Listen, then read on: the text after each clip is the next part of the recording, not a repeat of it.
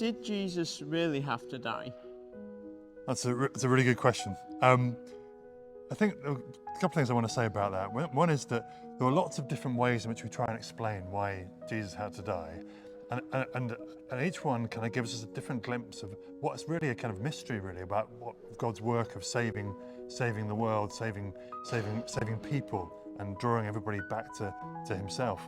The other thing is that Jesus didn't get killed for being nice. And sometimes we think, oh, Jesus is really he's such a nice guy, but he wasn't executed for being nice. The Romans didn't do that. They saw him as a threat. They saw him actually as that he was being held up as an alternative leader, an alternative king. Yeah. But what, for me, one of the most important things is that Jesus lives this perfect life. He lives the life that actually we're all called to, the most human life that's ever been lived.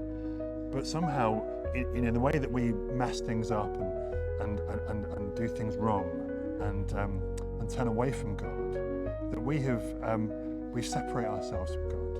We've separated, that humanity separated ourselves from God. But with Jesus, that bridge needs to be made, that link needs to be made again, that relationship needs to be restored. And somehow the mystery of it, actually, yeah, he did have to die. He had to go to his death, be faithful even to death. And through that death, he has restored that relationship.